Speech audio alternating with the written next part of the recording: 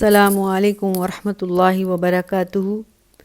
اعوذ باللہ السمیع العلیم من الشیطان الرجیم، بسم اللہ الرحمن الرحیم۔ ربی اشرح لی صدری ویسر لی امری واحلل عقدۃ من لسانی یفقہوا قولی۔ اللہم رب زدنی علما، اللہم رب زدنی علما، اللہم رب زدنی علما، آمین۔ آیت نمبر ہے 103۔ ثم بعثنا من بعدهم موسى بآیاتنا الى فرعون وملئه۔ ان سارے انبیاء کے بعد، وہ سارے انبیاء کون؟ حضرت نوح، حضرت ہود، حضرت صالح، حضرت لوط، حضرت شعیب کے بعد اللہ نے کہا ہم نے حضرت موسیٰ کو فرعون کی طرف بھیجا اور اس کے سرداروں درباریوں کی طرف بھیجا معجزات دے کر۔ فظلموا بها، لیکن انہوں نے ان معجزات سے ناانصافی کی، اس کو مانا نہیں۔ اب پیچھے ہم نے لاسٹ بات جو کی تھی وہ ہم نے فرعون کے بارے میں کی تھی، فرعون کون تھا اور موسیٰ علیہ السلام کون تھے۔ اب وہ بات ہمیں سمجھ میں آ گئی۔ ہم آیت کو اب سمپلی پڑھتے ہیں کہ موسیٰ نے جب درباریوں کے پاس وہ معجزات پیش کیے تھے تو درباریوں نے ان معجزات کو نہیں مانا تھا۔ فانظر کیف کان عاقبۃ المفسدین، پھر دیکھو کیا انجام ہوا زمین میں فساد کرنے والوں کا۔ اب حضرت موسیٰ جو ہیں وہ کیا معجزات لے کر آئے اور کیوں لے کر آئے تھے، یہ ساری بات ہم پڑھتے ہیں۔ موسیٰ علیہ السلام جو ہے وہ جب فرعون کے پاس، ہم پہلے بات پڑھ چکے ہیں کہ دو فرعون تھے، ایک فرعون وہ جس نے حضرت موسیٰ کی پرورش کی تھی، اور دوسرا فرعون وہ جس کے پاس دوبارہ واپس آ کر مدین سے حضرت موسیٰ نے معجزات دکھائے تھے۔ تو موسیٰ علیہ السلام فرعون کے پاس پرورش پاتے رہے، جو وہ جوان ہوئے انہوں نے یہیں پر بہت سے علوم سیکھے، اور بہت نبی ہمیشہ عام لوگوں سے زیادہ انٹیلیجنٹ اور طاقتور ہوا کرتے ہیں، اور حضرت موسیٰ بھی بہت طاقتور جسم کے مالک تھے، اور بہت صرف جو بادشاہ کے اسپیشل علوم تھے اس کے ایک اولاد ہونے کے ناطے جو سیکھنے چاہیے تھے وہ حضرت موسیٰ علیہ السلام نے سیکھے۔ اور کافی زمانہ بعد میں حضرت موسیٰ علیہ السلام نے اپنے ہی درباریوں کے دو سپاہیوں کا واقعہ، بہت مشہور واقعہ ہے، انشاءاللہ ہم آگے پڑھیں گے، دیکھا ایک ظالم تھا ایک مظلوم تھا۔ حضرت موسیٰ علیہ السلام نے مظلوم کی ہیلپ کی اور ظالم کو ایک تھپڑ رسید کر دیا۔ اب حضرت موسیٰ کے اندر اتنی طاقت اللہ نے ڈالی تھی کہ وہ ایک تھپڑ سے ہی وہ انسان مر گیا۔ اب حضرت موسیٰ نے اپنے آپ کو بچاؤ کے لیے، کیونکہ بادشاہ کے قانون کے مطابق کوئی بھی ہو جرم کرنے والا اس کو سزا پانی پڑے گی، تو حضرت موسیٰ نے کہا کہ اس بات سے مجھے مار نہ دیا جائے۔ مار سے بچنے کے لیے، سزا سے بچنے کے لیے حضرت موسیٰ نے مصر کو چھوڑا، وہ بھاگے اور کہاں پہنچے؟ جا کے مدین میں بھی اللہ کی حکمت تھی، وہاں پر ایک نبی تھے، ان کے نام حضرت شعیب تھا، وہاں پر حضرت موسیٰ نے 10 سال خدمت کی حضرت شعیب علیہ السلام کی۔ اس کے بعد واپس مصر آئے، وہ بھی اللہ کے حکم سے آئے۔ اللہ نے حضرت موسیٰ کو حکم دیا تھا جاؤ، فرعون اب بہت بڑا ظالم انسان بن چکا ہے، وہ دنیا اللہ کی مخلوق کے اوپر بہت ظلم کر رہا ہے، اور اس کو جا کے کہو کہ میں ایک اللہ ہوں اور مجھ کو مانے اور اللہ کی مخلوق پر ظلم نہ کرے۔ جیسے ہم پہلے بات کر چکے ہیں، اللہ کو دو باتیں بالکل ناپسند ہیں، ایک اللہ کے ساتھ ظلم کیا جائے، ایک اس کی مخلوق کے ساتھ ظلم کیا جائے۔ اللہ کے ساتھ ظلم کیا ہے؟ اللہ کو اس کا حق نہ دیا جائے، اور اس کی مخلوق کے ساتھ کیا ظلم ہے؟ اس کی مخلوق کو اس کا حق نہ دیا جائے۔ اور عربی میں ظلم کہتے ہیں وزن شیء علی غیر محلہ، اصل جگہ پر جو چیز رکھنی ہوتی ہے وہاں پر اس چیز کو نہ رکھنا، یہ اس کا حق ادا نہ کرنا ہے۔ تو حضرت موسیٰ علیہ السلام کو فرعون کی طرف اور فرعون کے درباریوں کی طرف بھیجا گیا، لیکن انہوں نے حضرت موسیٰ کو نہیں مانا، وہ معجزات جو کہ معجزات حضرت موسیٰ کو اللہ نے دیے تھے۔ جب حضرت موسیٰ نے وہ معجزات دکھائے، وہ معجزات ہم آگے ساری بات پڑھیں گے، تو درباریوں نے، فرعون نے اس معجزات کو معجزات نہیں بلکہ جادو کا کوئی کرشمہ سمجھا، اور وہ اپنے سارے جادوگروں کو حضرت موسیٰ کے مقابل لا کے کھڑے ہو گئے اور یہ ثابت کرنا چاہا کہ موسیٰ علیہ السلام جھوٹے ہیں، دنیا میں فساد کرنے والے ہیں۔ تو دراصل فساد کرنے والا فرعون تھا۔ تو اللہ نے کہا فانظر کیف کان عاقبۃ المفسدین، کیسا انجام ہوتا ہے زمین پر فساد مچانے والوں کا، تم دنیا والوں بھی دیکھ لو۔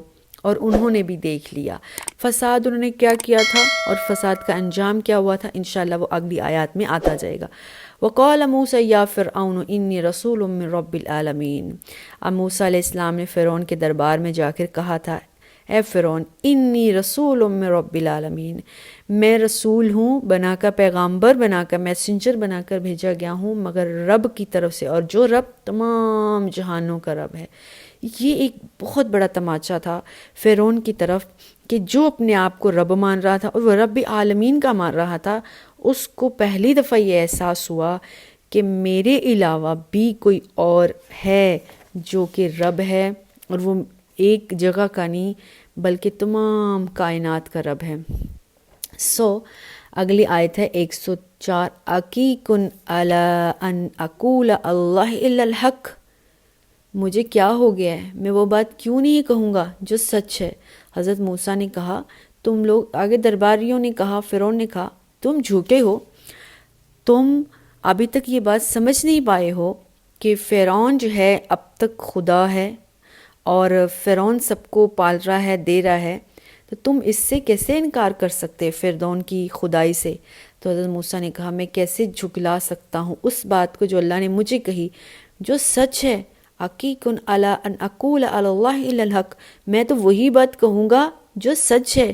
قَدْ جِئْتُکُم بِبَیِّنَاتٍ مِّن رَبِّکُم، اور میں تمہیں سمجھانے کے لیے تمہارے پاس اللہ کی بہت سی نشانیاں بھی لے کر آیا ہوں۔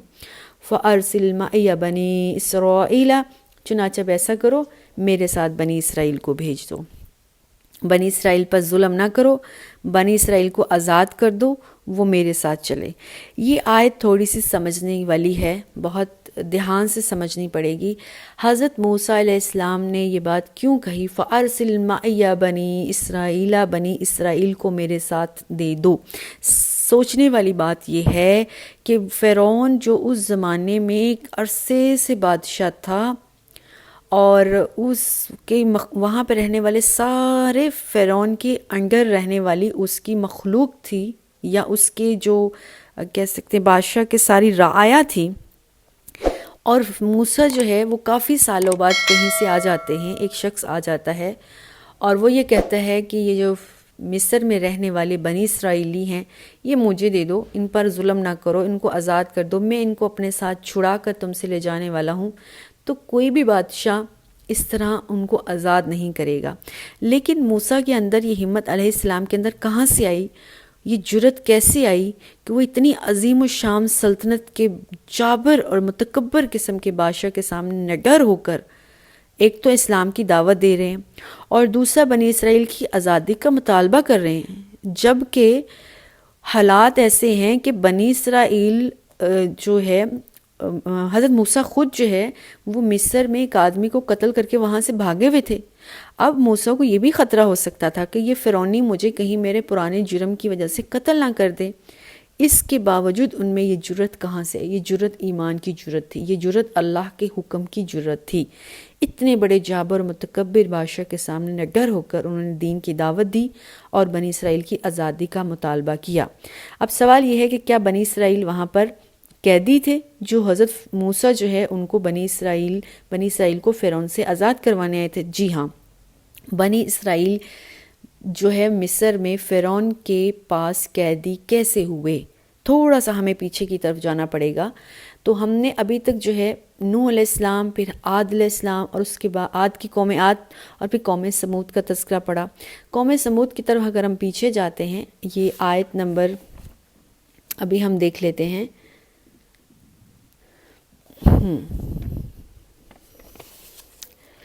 اوکے، آیت نمبر ہے 65، وَإِلَىٰ عَادٍ أَخَاهُمْ ہودن، اور اس کے بعد یہ حضرت ہود علیہ السلام کا تذکرہ ہے، یہاں تک جو بات چل رہی تھی، اور اس کے بعد آ گیا ہے آیت نمبر 73، وَإِلَىٰ ثَمُودَ أَخَاهُمْ صَالِحًا۔ سورہ اعراف کی ہی ہم 2-4 صفحے پیچھے اگر جائیں تو ہم نے یہ تذکرہ پڑھا، حضرت قوم سمود کی طرف حضرت صالح علیہ السلام کو بھیجا گیا، اور جو صالح علیہ السلام کا جو زمانہ تھا، جو جگہ تھی، جو علاقہ تھا، وہ حجاز اور شام کے درمیان میں، آج کل ہم کہیں مدینہ سے تبوک کے سینٹر میں ان کا علاقہ بنتا تھا اس زمانے میں۔ تو قوم نے بات نہیں مانی تھی، ہم وہ تذکرہ پہلے پڑھ چکے ہیں۔ جو میسیج حضرت صالح علیہ السلام لے کر آئے تھے، انہوں نے اللہ تعالیٰ سے نشانی مانگی تھی، کوئی نشانی دو لائیو، تو ہم ایمان لائیں گے. تو اللہ نے لائیو نشانی یہ دی کہ ایک اونٹنی پہاڑ سے نکلی اور اس نے باہر آ کے بچہ پیدا کیا، لیکن قوم نے نہ مانا اور اس اونٹنی کے پاؤں کاٹ دیے. اس طرح سے 3 دن کی مہلت دی گئی.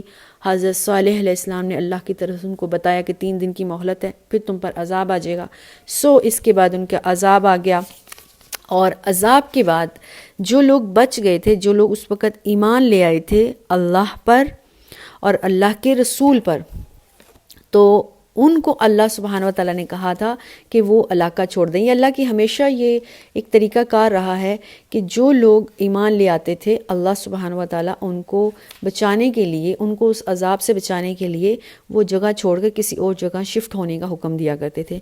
تو قوم سمود یعنی حضرت صالح اور اس کے جو پیروکار تھے جو اس وقت مسلمان تھے، اللہ نے کہا تھا اس قوم پر عذاب آنے والا ہے، تم یہ علاقہ چھوڑ کر چلے جاؤ. تو ان لوگوں نے اللہ کے حکم سے فلسطین کا رخ کیا، وہ فلسطین کی طرف چلے گئے تھے.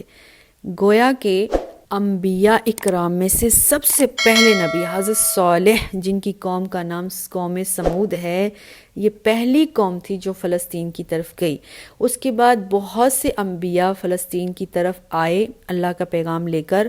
فلسطین کو قوموں کا فلسطین جو ملک ہے، شہر ہے، اس کو پیغمبروں کا شہر بھی کہا جاتا ہے. بہت سے انبیاء اکرام اور پیغمبر فلسطین کی طرف یا فلسطین بھی کہا جاتا ہے اس طرف مبعوث ہوئے تھے. اب یہ لوگ فلسطین میں ہی رہنے والے تھے. بہت سے انبیاء، جیسے میں نے بتایا، بہت سے انبیاء اکرام فلسطین میں آئے.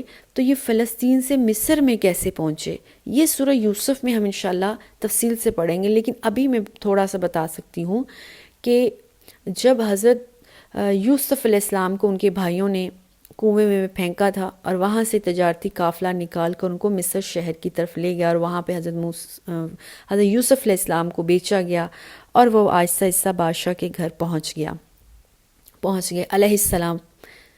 تو وہاں سے پھر جب حضرت یوسف علیہ السلام کو اللہ نے وہ جو خواب دکھایا تھا کہ اللہ ان کو بادشاہ بنا دیں گے، تو اللہ نے ان کو مصر کا بادشاہ بنا دیا تھا. وہ جو لمبا واقعہ ہے سورہ یوسف میں، انشاءاللہ وہ ہم تفصیل سے پڑھیں گے. ایز اے مسلم ہم سب کو تھوڑا بہت اس کا علم ہے. تو حضرت یوسف علیہ السلام جو ہیں جب مصر میں بکتے بکاتے ایز اے غلام پہنچے تھے، پھر اللہ سبحانہ وتعالیٰ نے حضرت یوسف علیہ السلام کو بادشاہ بنا دیا، حکمران بنا دیا مصر کا. تو اس وقت حضرت یوسف علیہ السلام کے فادر، بھائی، سارے خاندان مصر میں پہنچ گئے تھے آہستہ آہستہ. شروع میں تو ان کی ہی حکومت ہوتی رہی، لیکن جیسے جیسے اگلی نسلیں آتی رہیں انہوں نے شرک کرنا شروع کر دیا اور انہوں نے اللہ کا دامن چھوڑ دیا، تو یہاں پر محکوم بن گئے. اب مصریوں نے بنی اسرائیل پر حکومت کرنی شروع کر دی. بنی اسرائیل بیچارے اب ان کے غلام بن کے رہنا شروع ہو گئے. کب سے یہ لوگ تھے؟ حضرت یوسف علیہ السلام سے یہ لوگ جتنے بھی آگے سے آتے جا رہے تھے، یہ حضرت موسیٰ تک. اس دوران میں کتنے انبیاء آئے اللہ جانتا ہے، کتنا ٹائم گزر گیا یہ بھی اللہ سبحانہ و تعالیٰ جانتے ہیں. تو گویا کہ کافی لمبا عرصہ ہوگا اور کافی انبیاء آئے ہوں گے اس دوران. اور اب بنی اسرائیل محکوم ہو گئے جو کہ حاکم تھے پہلے مصر پر، اور مصر جو ہے وہ ان کے اوپر حاکم بن گیا اور وہ بہت سے ظلم کرواتا تھا. یہ ایک لمبی تفصیل ہے، سورہ قصص میں انشاءاللہ ہم پڑھیں گے. ہر فرعون بنی اسرائیلیوں پر زیادہ تر، ویسے سارے مصریوں پر ظلم کرتا تھا لیکن بنی اسرائیل پر زیادہ تر، کیونکہ وہ سمجھتے تھا یہ ہمارے غلام ہیں، یہ اسی لیے پیدا ہیں کہ ہوتے ہیں اور اسی لیے یہاں رہتے ہیں کہ یہ ہماری غلامی کریں. تو اللہ کو یہ بات پسند نہیں تھی کہ اللہ کی مخلوق کے ساتھ ظلم ہو، اس لیے اللہ سبحانہ وتعالیٰ نے حضرت موسیٰ کو مدین سے دوبارہ مصر کی طرف حکم دیا، بھیجا جاؤ بنی اسرائیل پر جو ظلم ہو رہا ہے، انبیاء کی نسلوں پر جو ظلم ہو رہا ہے، اس سے ان کو بچاؤ فرعون کے ظلم سے. اب حضرت موسیٰ آئے ہیں.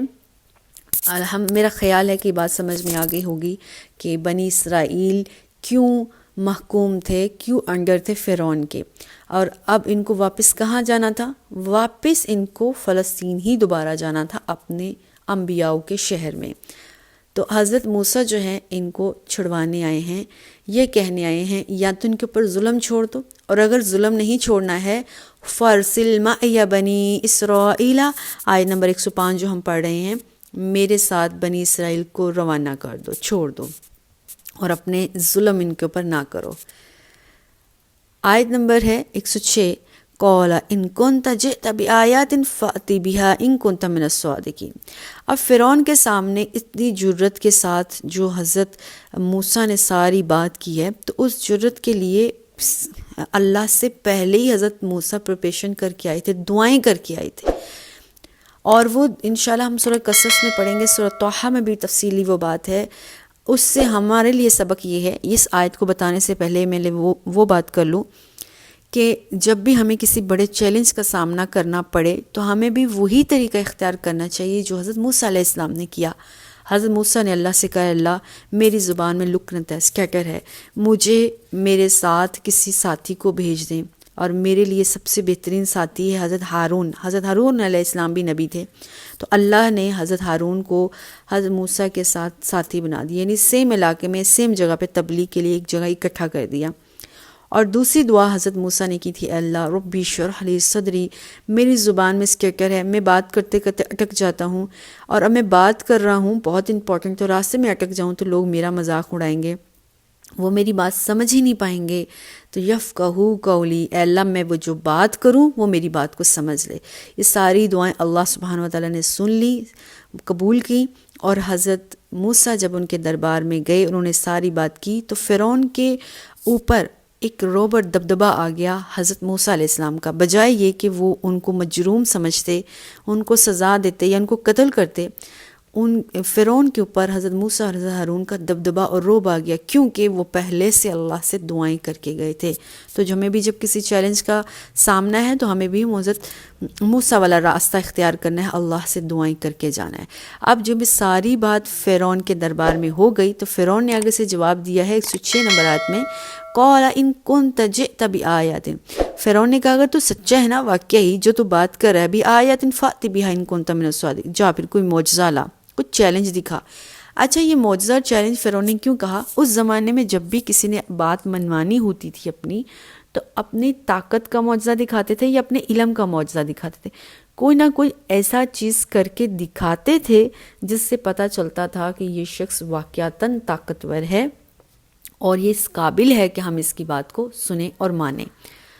فَأَلْقَىٰ عَصَاهُ، آیت نمبر 107، فَإِذَا هِيَ ثُعْبَانٌ مُّبِينٌ، تو حضرت موسیٰ کو تو پہلے ہی اللہ تعالیٰ نے پریپیئر کر کے بھیجا ہوا تھا، اللہ کو پتہ تھا فرعون نے آگے سے کیا جواب دینا ہے، تو اللہ نے حضرت موسیٰ کو کچھ معجزات دے رکھے تھے۔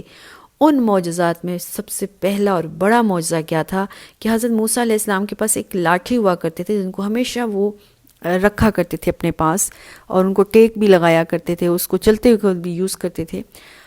تو وہ اللہ سبحانہ و تعالیٰ نے پہلے یہ معجزہ اکیلے حضرت موسیٰ کے سامنے کیا اور ان کو سکھلایا کہ اپنی لاٹھی زمین پر پھینکو۔ حضرت موسیٰ نے جب زمین پر پھینکی تو وہ لاٹھی جو ہے وہ سانپ بن گئی۔ تو اللہ نے کہا کہ موسیٰ جب تم دربار میں جائے گا تو وہ تجھ سے کوئی معجزہ مانگے گا، تم فرعون کے سامنے اس لاٹھی کو پھینکنا اور یہ اژدہا سانپ بن جائے گا، تو موسیٰ کی اس سانپ کی وجہ سے فرعون کے اوپر رعب آ جائے گا اور وہ شاید تیری بات سن لے۔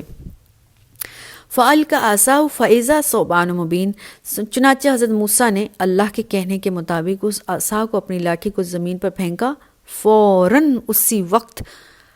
ثعبان مبین کا مطلب ہے، ثعبان تو سانپ ہے ہی ہے، مبین واضح، یعنی ایگزیکٹلی ایسا نہیں تھا کہ اس نے تھوڑا بہت بھی کوئی فرق رہ گیا ہو، بالکل سانپ بھی وہ اژدہا جو سب سے بڑا سانپ ہوتا ہے، جو اپنا منہ کھولتا ہے بڑا سارا، جس میں بڑی دہشت ہوتی ہے، اور وہ اژدہا کی یہ نشانی ہے، وہ اپنا پورا منہ کھول کے منہ کے اندر سے ایک چیز باہر نکالتا ہے جو زبان ٹائپ ہوتی ہے، سامنے والوں کو جیسے کھا ہی جائے گا۔ تو چنانچہ جب حضرت موسیٰ نے اپنا اژدہا نیچے پھینکا، اس سے اپنا منہ کھولا فرعون کی طرف، اور فرعون کو تھوڑی دہشت محسوس ہوئی۔ اب جب دہشت لگی تو حضرت موسیٰ نے فوراً جو ہے اپنے سانپ کو سنبھال لی، یعنی دوبارہ سے اس کو لاٹھی کی شکل میں کنورٹ کر لیا۔ وَنَزَعَ، آیت نمبر 107 ہے، يَدَهُ فَإِذَا هِيَ بَيْضَاءُ لِلنَّاظِرِينَ۔ اب انہوں نے دوسرا جو معجزہ کر کے دکھایا، جو کرتب کر کے دکھایا، وہ کیا تھا؟ انہوں نے اپنا ہاتھ اپنے بغل میں ڈالا، فَإِذَا هِيَ بَيْضَاءُ لِلنَّاظِرِينَ، فوراً ان کا ہاتھ جب انہوں نے واپس نکالا تو چمکدار، بالکل روشن ہو گیا۔ تاریخ میں حضرت موسیٰ علیہ السلام کی جو باڈی بتائی جاتی ہے وہ حضرت موسیٰ علیہ السلام کوئی بہت گورے چکے نہیں تھے۔ حضرت موسیٰ علیہ السلام کا اپنا رنگ گندمی تھا، لیکن جب انہوں نے اپنا ہاتھ بغل سے نیچے سے نکالا تو بالکل سفید، اور سفید نہیں بلکہ لائٹ کی طرح بالکل شائن، وہ ہاتھ نہیں لگ رہا تھا بلکہ لائٹ فیل ہو رہی تھی۔ یہ ایک بہت بڑا معجزہ تھا، اور اس زمانے کے مطابق، اس وقت کے مطابق تو یہ بہت بڑی بات تھی۔ لیکن اب موسیٰ کی یہ ساری نشانیوں کے بعد فوراً سے فرعون ایمان نہیں لایا۔ فرعون بھی کوئی چھوٹی چیز نہیں تھی، ظاہر ہے فوراً سے ایمان لے آتا تو اس کی حکومت کا کیا بنتا، تو وہ ایمان نہیں لایا۔ اب آگے ہم انشاءاللہ دیکھیں گے آیت نمبر 108 میں فرعون نے آگے سے کیا بات کی اور پھر اس کا نتیجہ کیا نکلا۔ والسلام علیکم ورحمۃ اللہ وبرکاتہ۔